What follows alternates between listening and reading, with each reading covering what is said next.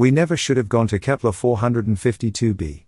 We knew it was a risky move, a calculated gamble with the fate of our entire species on the line. The planet seemed perfect, a mirror image of Earth, teeming with life and resources ripe for the taking. Our scouts reported a primitive race of humanoids, barely out of their stone age, easy pickings for a superior civilization like ours. It was too good to be true, and as I stand here now, amidst the smoldering ruins of our once mighty fleet, I know that it was. Our initial attack was swift and decisive. We hammered their military installations from orbit, our plasma cannons reducing their concrete bunkers and steel fortresses to molten slag. Their aircraft, pitiful compared to our sleek starfighters, were swatted from the sky like insects. We expected a quick surrender, a swift subjugation of this backwater planet. But we were wrong, so incredibly wrong. The humans fought back with a ferocity we had never encountered before. They swarmed our landing parties, their primitive projectile weapons tearing through our advanced armor. Their soldiers, fueled by adrenaline and desperation, fought with a tenacity that bordered on madness. Every inch of ground was contested, every fallen comrade avenged tenfold. Our casualties mounted with alarming speed, and the initial thrill of conquest was replaced by a gnawing sense of dread. Their technology, rudimentary as it was, proved surprisingly effective against our superior firepower. They deployed ingenious traps and ambushes, using the planet's rugged terrain to their advantage. Their engineers, working tirelessly in underground bunkers, developed countermeasures to our energy weapons, their ingenuity born of necessity. But it wasn't just their technology that surprised us. It was their spirit, their unyielding will to resist. We intercepted their communications, listened to their defiant broadcasts, their rallying cries for freedom. They spoke of honor, of sacrifice, of a love for their homeworld that transcended mere survival instinct. We had underestimated them, dismissed them as savages, but they were so much more. As the days turned into weeks, our invasion stalled, bogged down in a bloody stalemate. Our ground forces were depleted, our morale shattered. The humans, emboldened by their unexpected success, launched a daring counterattack. They targeted our orbital command center, a massive space station that served as the nerve center of our invasion. We watched in horror as their makeshift missiles, cobbled together from salvaged parts and fueled by sheer desperation, streaked towards our station. The explosions that followed were blinding, the shockwaves rattling our own ships hundreds of miles away. Our command center, once a symbol of our technological prowess, was reduced to a field of debris. We lost contact with our ground forces, their fate uncertain. Our invasion, once a glorious crusade, had turned into a desperate struggle for survival. Now, as I sit here in my cramped escape pod, watching the flames of Kepler 452b recede into the distance, I am filled with regret. We should have listened to the elders, heeded their warnings about meddling in the affairs of other worlds. We should have respected the humans, recognized their strength and resilience. But we were blinded by arrogance, by our belief in our own superiority. And now we pay the price. I don't know what the future holds for my people. We have lost so much, sacrificed so many lives for a fool's errand. But I know this, we will never forget the lessons of Kepler 452b. We will never underestimate another race, never again dismiss their spirit as mere savagery. For we have seen firsthand the power of the human will, and it is a force to be reckoned with. Now we are the ones on the run, our tails between our legs, our pride shattered. The humans, I know, will not forgive us. They will not forget our aggression, our attempt to steal their home. They will hunt us down, their anger fueled by righteous fury. And perhaps they should. For we have earned their wrath, their vengeance. And as I drift further into the darkness, I can only hope that they will show us the mercy we did not afford them. The air crackled with tension, the smell of ozone and burnt metal lingering in the aftermath of the battle. Around me, my comrades moved with grim determination, their faces etched with a mixture of exhaustion and rage. We had lost so much, sacrificed so many good men and women, all for a war that should never have been. The human base, once a symbol of our technological superiority, now lay in ruins, its once gleaming towers reduced to skeletal husks. The humans had fought back with a ferocity we had never anticipated, their makeshift weapons and guerrilla tactics proving surprisingly effective against our advanced weaponry. They had bled us dry, inch by inch, hill by hill. Now, the tables had turned. We were the ones on the defensive, our forces scattered and demoralized. The humans, emboldened by that victory, were on the hunt, their patrols scouring the surrounding forests and mountains for any sign of us. They had become the predators, and we were the prey. Our commanders, once arrogant and overconfident, now spoke in hushed tones, their plans reduced to desperate gambits. They spoke of regrouping, of launching a counterattack, but their words rang hollow. We all knew that our invasion was over, that the only thing left to do was to escape this cursed planet with our lives. I led my squad through the dense undergrowth, our movements slow and cautious. We had abandoned our heavy armor, opting for light gear and stealth. Our mission was simple: to reach the rendezvous point, where the remnants of our fleet were gathering for a final evacuation. The journey was fraught with danger. Every rustle of leaves, every snapping twig, sent a jolt of adrenaline through my veins. We moved like ghosts, our shadows blending with the darkness of the forest. The humans were relentless in their pursuit, their tracking skills honed by generations of living in this rugged environment. We encountered several of their patrols, but we managed to evade them, using the terrain to our advantage. We crawled through narrow ravines, scaled sheer cliffs, and waded through icy rivers. We slept in hollowed-out logs, our bodies shivering from the cold and exhaustion. One night, as we huddled around a small fire, we heard the distant sound of voices. We extinguished the flames and hid in the shadows, our hearts pounding in our chests. A human patrol passed within a few meters of us, their flashlights cutting through the darkness. We held our breath, praying that they wouldn't discover us. The patrol moved on, their voices fading into the distance. We waited for several minutes before emerging from our hiding place. We were shaken but alive. We knew that our luck couldn't hold forever, that sooner or later we would be caught. The rendezvous point was a small clearing in the forest, marked by a makeshift beacon. As we approached, we saw the battered hulks of our ships, their once proud silhouettes now scarred and dented. The survivors were already boarding, their faces grim and determined. We joined the queue, our footsteps echoing in the eerie silence. As we climbed the ramp into the belly of the ship, I looked back at the planet one last time. Kepler 452b, a paradise turned into a hell. I vowed never to return, to leave this place behind forever. The ship lifted off, its engines roaring as it broke free of the planet's gravity. I watched as the world below shrank into a tiny speck, then disappeared altogether. We were heading home, defeated but alive. As I sat in the cramped quarters of the ship, I couldn't help but think about the humans. They had won, but at what cost? Their world was scarred, their people traumatized. They had tasted victory, but it was a bitter one. I hoped that they would learn from this conflict, that they would use their newfound strength wisely.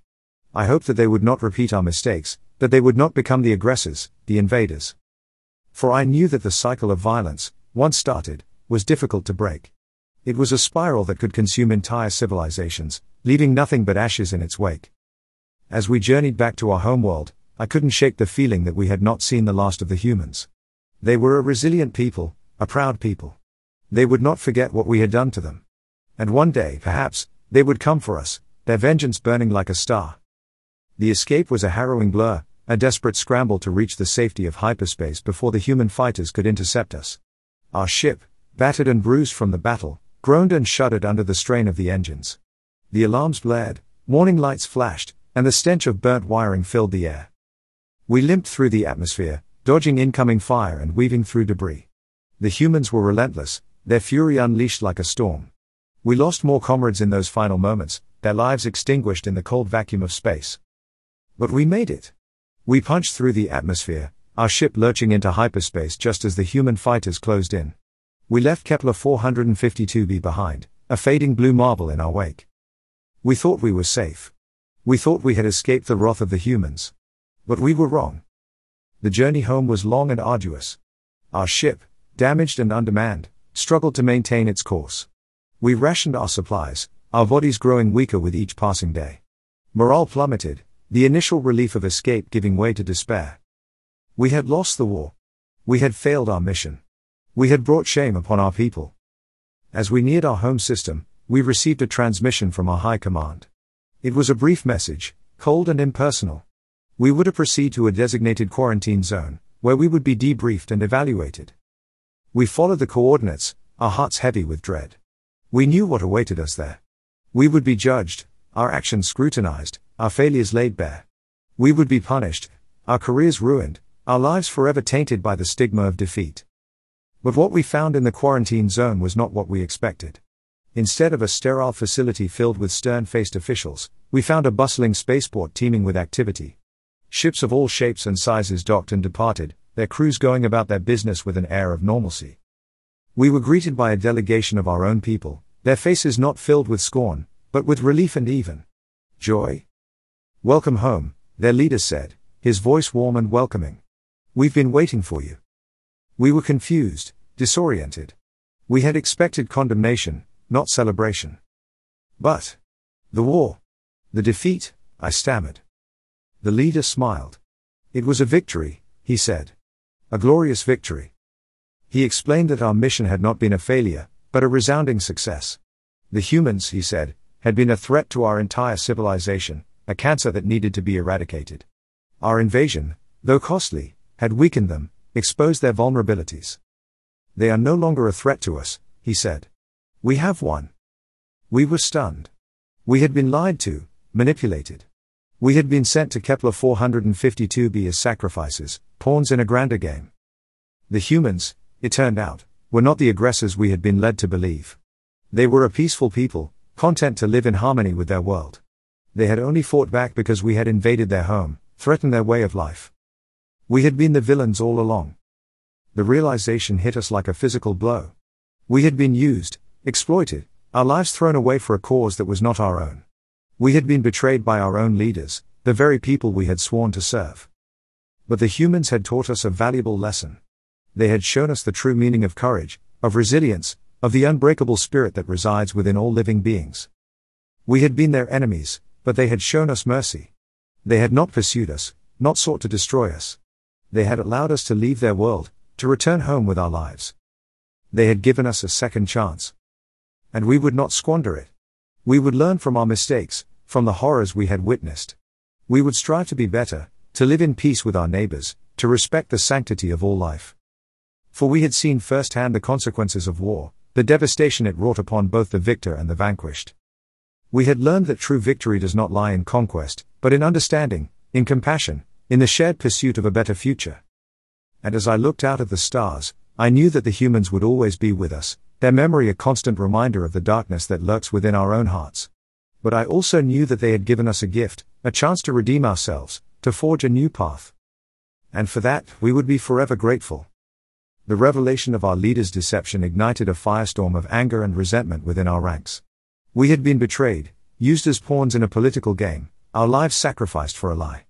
The simmering discontent that had plagued us since our return erupted into open rebellion. A faction of our comrades, fueled by a thirst for justice and a desire to right the wrongs we had committed, broke away from the high command. We became outcasts, branded as traitors and hunted by our former brothers in arms. But we would not be silenced. We had seen the truth, and we would not rest until the galaxy knew it. We formed a clandestine network, spreading our message of peace and reconciliation throughout the cosmos.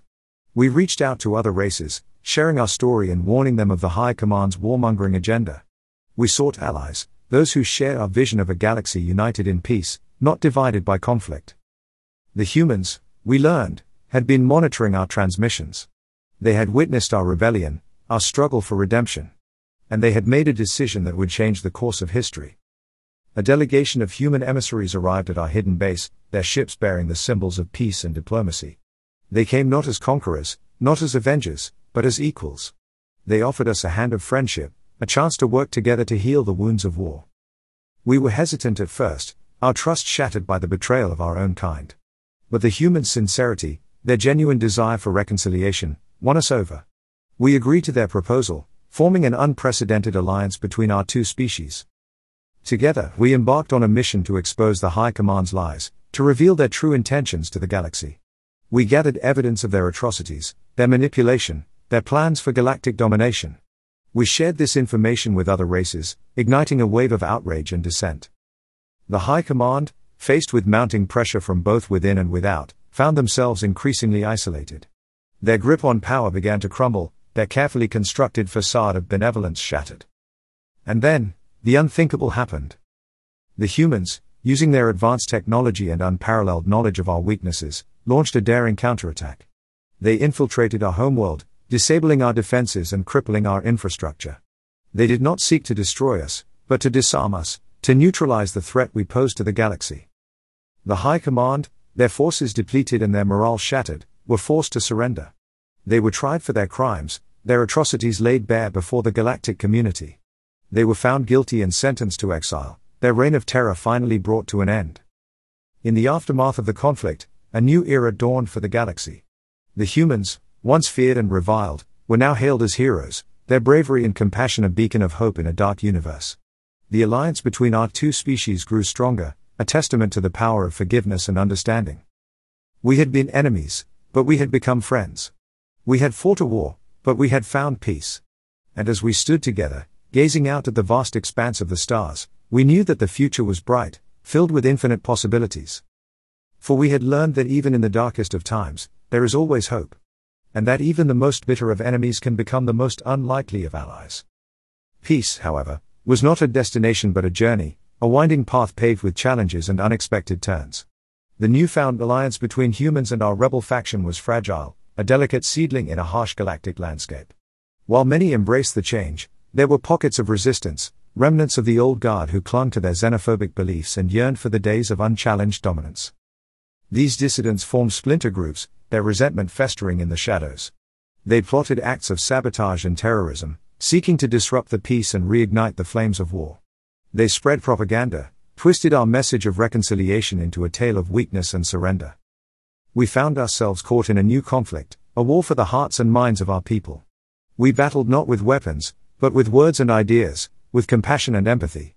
We reached out to those who had been misled, offering them a different path, a vision of a future built on cooperation and mutual respect. The humans, wise and patient, guided us through this turbulent time. They shared their own history, their own struggles with internal conflict and prejudice. They taught us the importance of unity, of finding common ground even in the face of seemingly insurmountable differences. But the dissidents were relentless, their attacks growing bolder and more frequent. They targeted both human and our rebel faction settlements, their acts of violence threatening to unravel the fragile peace we had worked so hard to build. We knew we couldn't ignore this threat. We couldn't allow the seeds of hatred to take root and spread. We had to act, to defend the future we believed in. Together, humans and our rebel faction formed a joint task force, a combined force dedicated to rooting out the dissidents and bringing them to justice. We shared intelligence, coordinated our efforts, and leveraged our unique strengths.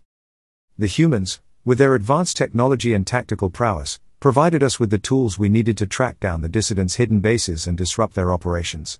We, in turn, shared our knowledge of our own people, their culture, and their motivations, helping the humans to understand the root causes of the conflict and to develop strategies for de-escalation. The fight was long and difficult. We suffered losses, both human and our own. But with each victory, our resolve grew stronger. We knew that we were fighting for something greater than ourselves, for the very soul of our civilization. And in the end, we prevailed. The dissidents were defeated, their networks dismantled, their leaders brought to justice. Peace was restored, not through force, but through understanding and reconciliation. The galaxy had been tested, its resilience pushed to the brink. But it had emerged from the crucible of conflict stronger and more united than ever before. The alliance between humans and our rebel faction had not only survived, but had flourished, a testament to the power of shared values and common goals. We had learned that peace is not a passive state, but an active choice, a constant struggle against the forces of division and hatred. We had learned that true strength lies not in dominance, but in unity, in the collective power of diverse minds and hearts working together for a common good. And as we looked to the future, we knew that our journey was far from over. There would be new challenges, new threats to the peace we had fought so hard to achieve. But we also knew that we were not alone. We had each other, humans and our rebel faction, bound together by a shared commitment to a better future. And as long as we stood together, there was nothing we could not overcome. Our newfound peace was short-lived.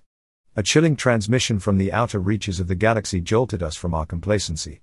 A distress call, not from humans, but from a previously unknown alien race, the Vul. Their message was garbled, fragmented, but the underlying terror was unmistakable. They spoke of a ruthless, unstoppable force that was consuming everything in its path, leaving behind only silence and desolation. The Vul's description of the aggressors sent chills down our spines. They were eerily similar to the propaganda our own high command had used to justify our invasion of Kepler 452b. They painted a picture of a barbaric, expansionist race, bent on galactic conquest. The humans, hardened by their own experiences, were cautious but not dismissive. They had learned the hard way the danger of underestimating potential threats. A joint expedition was hastily assembled, a coalition of human and rebel alien ships venturing into the unknown to investigate the Vul's claims. What we discovered was beyond our worst nightmares. The aggressors were a monstrous, insectoid race known as the krill, their technology dwarfing anything we had ever encountered. They moved through space like a swarm of locusts, devouring planets and leaving behind lifeless husks. The Vul were all but extinct, their once proud civilization reduced to scattered remnants fleeing for their lives. We witnessed firsthand the krill's brutality, their utter disregard for sentient life. We saw the charred remains of Vul cities, the skeletal ruins of their once great monuments. We returned home, our hearts heavy with dread. The krill were a threat to all life in the galaxy, a force of destruction that could not be ignored. The humans and our rebel faction, once adversaries, now stood united against a common enemy. A council of war was convened, representatives from all corners of the galaxy gathering to discuss a plan of action. The atmosphere was tense, the stakes higher than ever before. The fate of countless civilizations hung in the balance. Some argued for a preemptive strike, a desperate gamble to take the fight to the krill before they reached our borders. Others advocated for a defensive posture, fortifying our defenses and preparing for the inevitable onslaught. The humans, ever pragmatic, proposed a different approach. They believed that the key to defeating the krill lay in understanding them, in unraveling the secrets of their technology and their hive mind. They proposed a covert mission, a small team of experts sent to infiltrate the krill and gather intelligence. It was a risky plan, a suicide mission in the eyes of many. But the humans were adamant. They believed that the knowledge gained from such a mission could be the key to turning the tide of the war. And so, a team was assembled, a motley crew of humans, rebel aliens, and even a few representatives from other races who had joined our cause. They were the best and brightest, the bravest and most resourceful. They were our last hope. They embarked on their perilous journey, venturing into the heart of darkness. We waited, our hearts filled with both fear and hope. The fate of the galaxy rested on their shoulders. The mission was shrouded in secrecy, every detail meticulously planned to ensure the team's survival in the hostile krill territory. They embarked on a modified human vessel, its exterior refitted to mimic krill design, its interior crammed with advanced surveillance equipment and cloaking technology. Weeks turned into months, each passing day filled with agonizing silence. We received no word from the team, only static and the ominous hiss of the void. Fear gnawed at our hearts, the weight of uncertainty a heavy burden to bear. Then, a faint signal flickered through the static, a beacon of hope in the darkness. It was a coded message from the team, a confirmation that they had successfully infiltrated the krill hive. The information they relayed back was both chilling and illuminating. The krill were not merely driven by instinct, as we had initially assumed. They possessed a collective intelligence, a hive mind capable of strategic planning and complex decision-making. Their technology was derived from a mysterious energy source, one that dwarfed our own in power and efficiency. But most importantly, the team had discovered a weakness, a flaw in the krill's seemingly impenetrable armor. It was a vulnerability in their communication network, a backdoor that could be exploited to disrupt their hive mind and potentially bring their entire civilization to its knees. The news sparked a wave of optimism, a renewed sense of purpose. We had a chance, a slim one, but a chance nonetheless. The human engineers and rebel scientists worked tirelessly, developing a weapon that could exploit the krill's weakness. It was a race against time, a desperate gamble to turn the tide of the war. As the weapon neared completion, we received another transmission from the team. Their tone was urgent, their message dire. They had been discovered, their cover blown. They were being hunted by the krill, their survival hanging by a thread. A rescue mission was immediately launched, a fleet of human and rebel ships racing towards the krill territory. But we knew it was a long shot. The odds were stacked against us, the krill's forces far outnumbering our own. The tension was unbearable. We waited, our hearts pounding, our eyes glued to the monitors. The fate of the galaxy, the fate of our team, hung in the balance. Then, a final transmission crackled through the speakers, a voice filled with both fear and defiance. They're here. They've found us. This is it. We love you all. The transmission cut off abruptly, replaced by the deafening silence of space. We looked at each other, our faces etched with grief and rage. We had lost them, our brave comrades, our last hope. But we would not give up. We would not let their sacrifice be in vain.